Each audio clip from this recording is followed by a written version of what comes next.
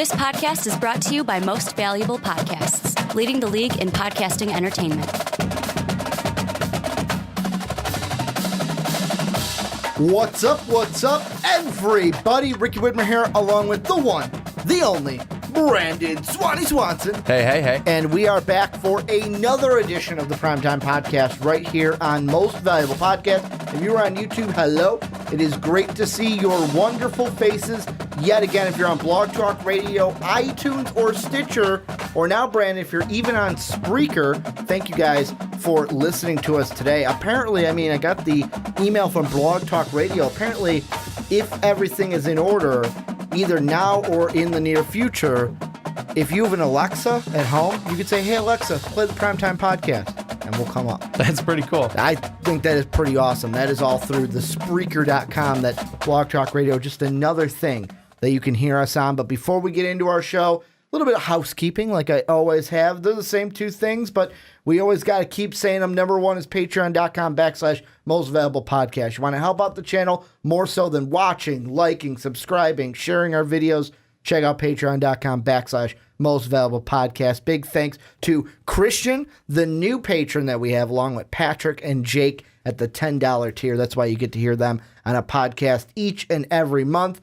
And then also go onto iTunes and give us that 5-star succulent, that juicy rating that we ask for every single week. 5 stars. That is what we crave on iTunes. Go ahead and do that for us. But Brandon, we got a jam-packed show, and really a topic that we wanted to talk about. We're going to start the show off. We are going to talk about, but we didn't want to talk about the same thing because we talked about this like a week or two ago. I want to say it was 2 to 3 weeks ago, and that was Butch Jones, what candidates could take over. We're going to talk about his firing, his departure from Tennessee. And then we're going to take a look at the college football playoff. We're going to look at possibly some 2-loss teams that could get in, as well as look at Miami. How serious are they as a playoff threat after their win against Notre Dame this past week? And then we'll end the show making our picks for Week 12 in college football. But let's start off with the Tennessee Volunteers.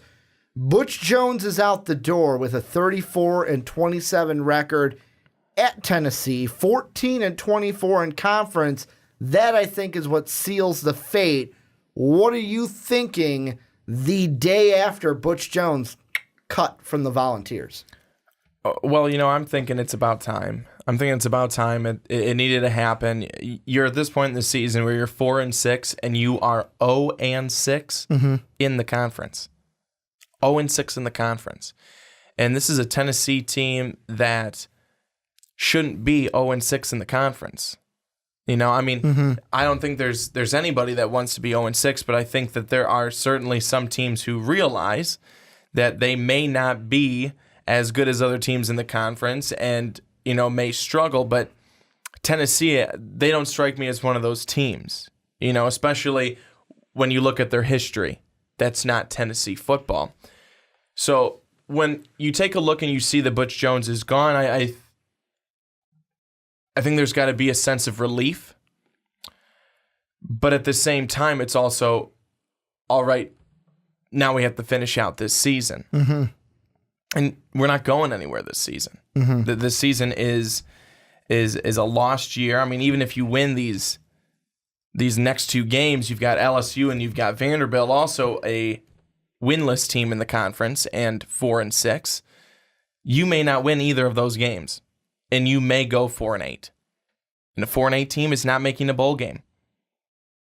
It's been just a really bad Tennessee team this season, and I think you could also say that it's also been a struggle for Tennessee last year.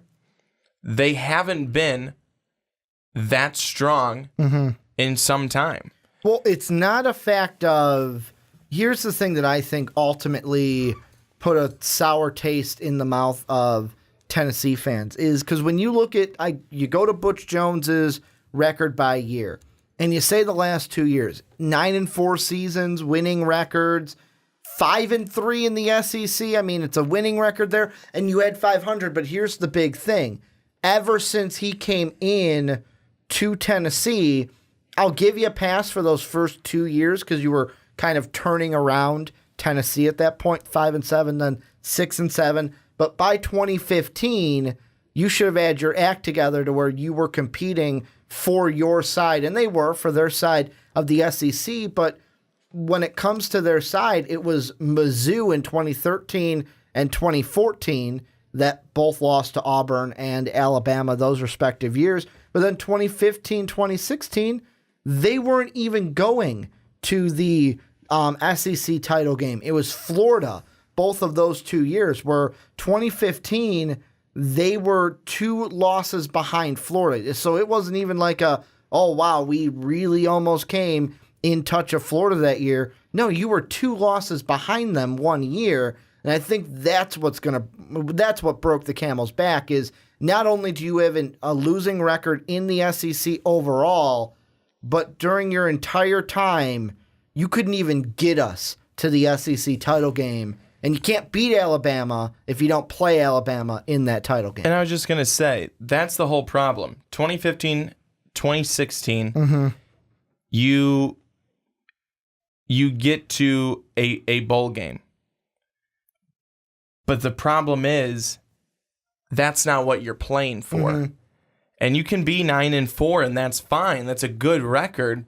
But if it doesn't have you playing for anything at the end of the season, again, a lot of people can put stock into a bowl game. I don't. I don't. Unless you're playing a bowl game that means something, that you're in the playoffs, that you're going to continue to move forward, and you're going to have a chance to win a national championship, then it really doesn't matter. Can you make your school some money? Sure. Can you make your conference some money? Oh, yeah. Well, but that's the issue, is that that's not what you're looking to do. You're looking to win. You're looking to win it all. Well, and when you can't get there, when you don't get there, and after a while, if you keep going 9-4, you don't get there. Keep going 9-4, you don't get there. What's the issue? What's the issue here? Why aren't you getting there? Well, the thing that hurts the most if you're a Tennessee fan, and I'm looking just at 2015, 2016, because like I said, he wasn't going to come in 2013 and dethrone the Missouri Tigers. He wasn't going to do that the second year also. I believe one of those teams or both of those teams were the Michael Sam Missouri Tigers, where they had a great defense in Missouri. But 2015 and 2016, last year and 2 years ago, are the two that I look at because, like I said, 2015, you were 2 losses behind Florida. It was the same thing in 2016. You were 2 losses in second place. If you go back to 2015, you lose your 3 losses, in conference at Florida, at home against Arkansas, and at number 8 Alabama. Let's be honest. Although that was a 19-14 game, I will give you a pass on at Alabama. That's okay. You can lose that game, and it's not going to go against your record. But that year, the 2 big games that you had, you lost to Florida, which already put you behind the 8 ball because if you end up tied, they own the tiebreaker. But then you lost to Arkansas, which wasn't ranked. And I know that Brett Bielema at that time had his boys really going then, and they're not the same Arkansas team that we see this year, but you lose by 4 points. And it's not like you didn't have anyone at quarterback. You did have Joshua Dobbs in his second full season entering his junior campaign. And then his senior campaign last year, I know I give Tennessee fans a little bit of shit for the games early on, Appalachian State, the games where you're just squeaking by getting wins where you should have lost. Yeah, you beat Florida. Yeah, you beat Georgia. Good for you. But then you go ahead and I know Texas A&M was ranked in the top 10. They were a lot better last year than they were this year. But you lose to them in double overtime. That could have been a winnable game. You lose. Then you lose to Alabama, but then you lose to South Carolina and Vanderbilt. Just take the South Carolina and Vanderbilt games. One score, I believe the Vanderbilt game was 9 points, so technically a 2-score game, but the South Carolina one was a field goal game. You win those 2 games over opponents that Rocky Top fans were probably assuming that they could beat. You are going to the SEC title game because you'd own the tiebreaker over Florida. Well, you take a look at this year. And this year, I think, is the straw. Wheels fell off the wagon. The straw that broke the camel's back, as they say. So you lose to Missouri this past weekend, 50-17. Missouri's not good. 50-17. Mm-hmm. You gave up 433 yards rushing, 659 yards of total offense. You turned the ball over 4 times. You lose to Kentucky this season, earlier in the year. First time in 5 seasons you've done that. You lose to everybody else, really. The what I wanted to say is you win. Here's the ones you won. 1-point victory over Georgia Tech to start the season. Skating on right? by. Yep. That was to start the season. Double overtime. Blowout win over FCS Indiana State. 17-13 win over UMass, who is struggle win, not a good team. And then a 24-10 victory over Southern Mississippi. I shouldn't say that. Georgia Tech. That's not a bad team. But everyone else, yeah, you're supposed to beat them. Whoop-de-doo-da-day. Now, I will say... The problem is, though, is that, great, you won those games that you were supposed to win, all of them. You couldn't competitively play anybody else in your conference this season. Clearly why they're 0-6. That's only game... Ricky, come on, man. You're not letting me kind of finish this off, is that this is such a problem. This is what did it for Butch Jones. If he would have come in and he would have had another 9-4 season, I guarantee you he would have stayed. Well, yeah, it's a winning record. How many times have we seen a coach lose with a winning record? Don't act like it's an automatic thing. But if he went 9-4, I could see Tennessee going, oh, okay, like bowl game winning record, they wouldn't have gotten rid of him. Sure. Even if he went 4-4 in the SEC. Even though if they're not even competing for that title game. And the thing I was going to say is, yeah, the Georgia Tech win is good. The one thing, benefit of the doubt, you don't give them benefit of the doubt because they should have played defense. That Florida game, they had that in the bag and lost it on the final. A Hail Mary that was just a hope and a prayer from Felipe Frank. So, I mean, some Tennessee fans may be looking at that and going, if that game changes and flips, I know we're going to play the what-if game, but, like, how does that change the season? Even if they just get that win, maybe that's enough to go, well, maybe we'll give them one more year. But this season in general, you lose that Florida game. Okay, that's a tough one. You lose 41-0 against Georgia at home. You lose at home 15-9 against South Carolina. On the road against Alabama, 45-7. Kentucky on the road, you lose by 3. On the road at Mizzou, 50-17. You have no defense. You're not competitive at all. And that's awful. That is awful. From a Tennessee team, from an SEC team, that is awful. Well, and that's why the games, the ones I look at that are the hardest ones to swallow this year, Florida, South Carolina, Kentucky, and then Missouri's just the cherry on top. Because Florida, South Carolina, Kentucky, you look at those scores, and if you're a Tennessee fan, you probably look at those and go, we should have won those games. Should have won those games. They were so close. This team is better than I know the product is on the field because you obviously believe in your team. However, that Missouri game, you go, you know what, there's no way you could lose to Missouri 50-17. The Alabama, the Georgia game, this year, looking at where they are right now, I don't want to say I'd give you a pass, but Georgia is on a different level than they have been in years past. They're just playing out of their mind this year. I know Auburn just beat them. But I was just going to say, but look how Auburn played them. But Auburn's a different team. Like, Auburn is not, you're not going to, if you're a Tennessee team, you're not going to walk in and think that Butch Jones is Gus Malzahn. Tennessee's a different team, too. Yeah. They suck super bad this year. And that's why Butch Jones is fired. Suck. Like, this is just the season where it's like, this season was going to determine for Butch Jones if he was going to get fired or be the next Kevin Sumlin. That's what this season was going to be. Because if he had a winning record, could totally see the Kevin Sumlinism. Like, we'll keep him around one more year. I was going to say, but he would have still been a guy who's probably on the hot seat because he would have won. Well, he would have gone. Hot seat let's say he would have gone 9-4. or he would have gone 8-5, and he would have only gotten to a bowl game. But yet again, this is where Tennessee isn't getting to the level that they need to be, where Georgia seems to have jumped up to, where Alabama's been. They're not there. Clearly, Tennessee has shown this year they're not there at all. They've taken so many steps backwards.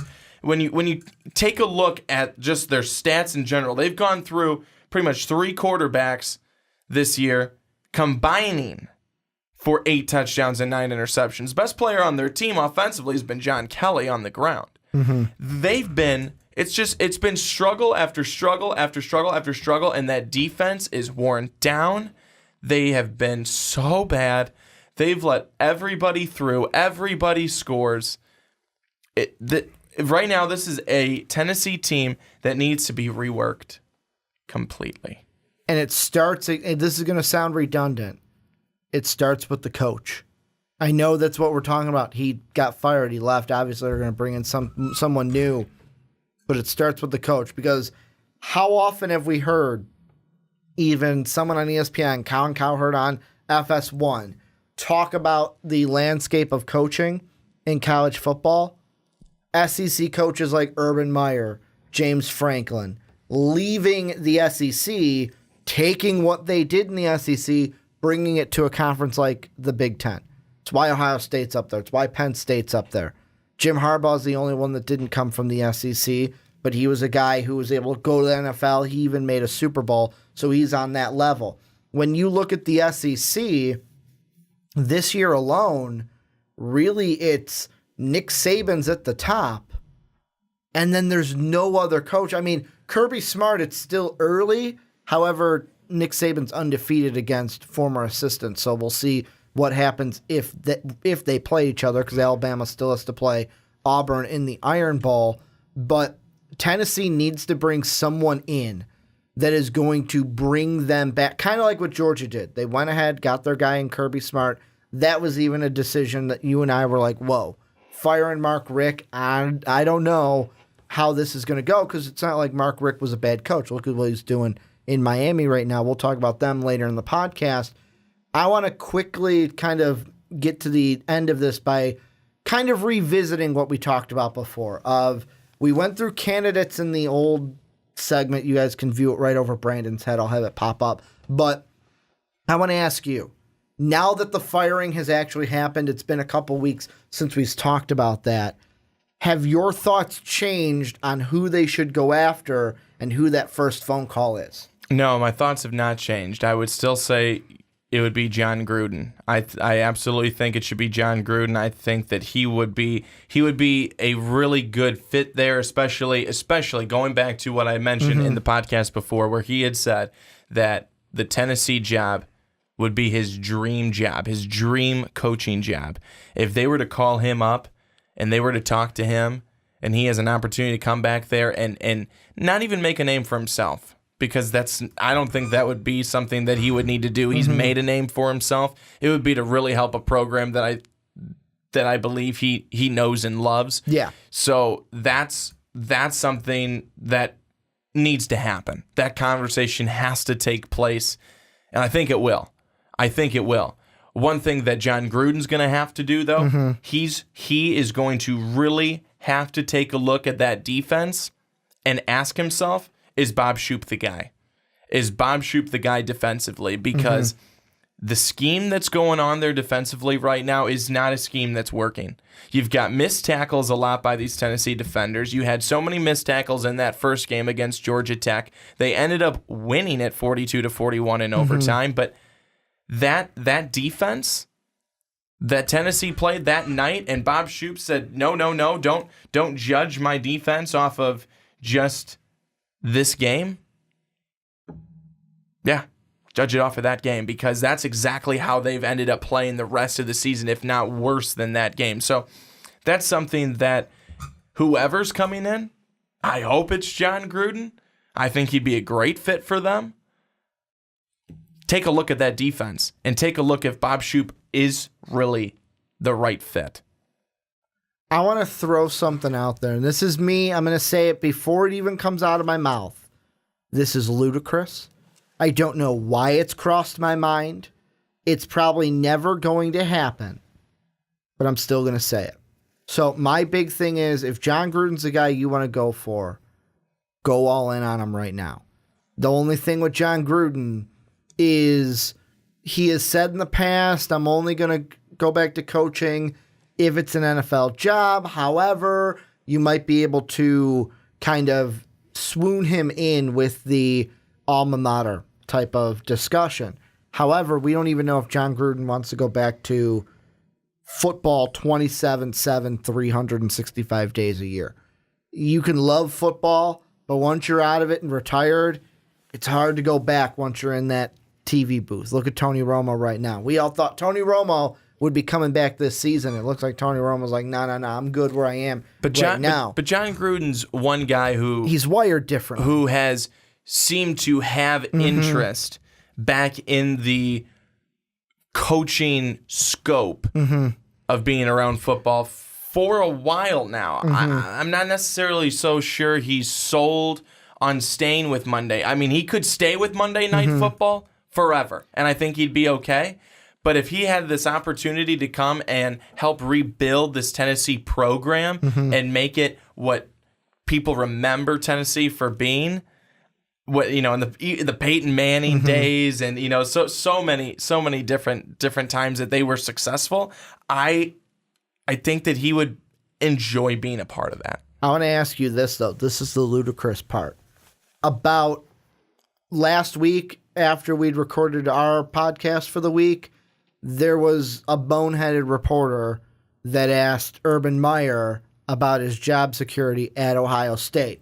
Not saying he's going to get fired, not saying anything's going to change. But if Ohio State does the boneheaded move to move on from an Urban Meyer, could you see him going back to an SEC team like Tennessee?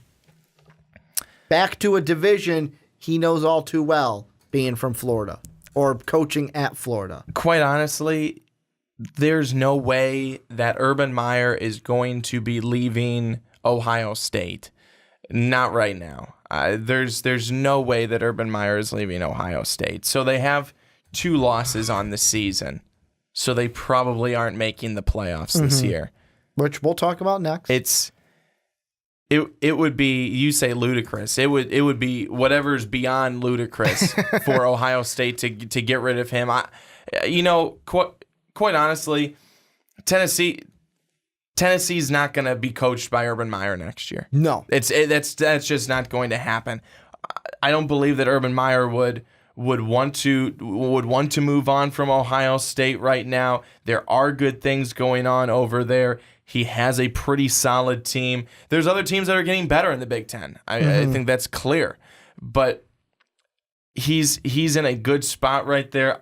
I don't believe he would be leaving to come back into the SEC. Not at this point. The only thing with Tennessee, and this is how I'll end it on my side, is don't rush anything. I kind of want to say don't rush anything, because where you are right now in the season, a lot of stuff is going to change. If John Gruden's your guy, you can go all in on John Gruden right now. However, if he says no, it's not going to hurt you that much. But I look at the guys that SB Nation has on their Who to Watch. Dan Mullen, could he be a good guy? Yeah, but I mean, he currently goes up. The whole thing I base it off of is, will you be able to dethrone Alabama? Dan Mullen could. He's had teams in the past that have. So that's why I'm like, I guess he could.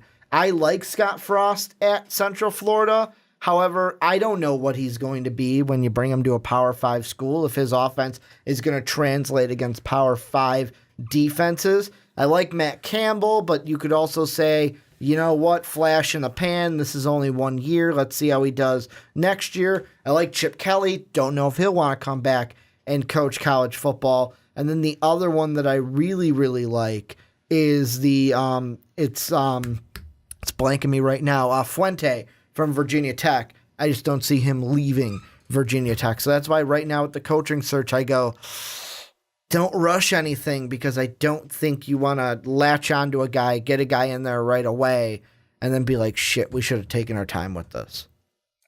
That's important. You do not want to be too quick, but at the same time, you certainly don't want to wait too long where all the good guys are already scooped up and then you're taking someone who it was number 3 or 4 on your list. And that's why I think it's good that they made the move now. Should have made it a little bit sooner, I would have think, to get rid of Butch Jones. At least now people know your job is on the map and you are moving on and distancing. But this is where I want to ask you guys, what do you guys think?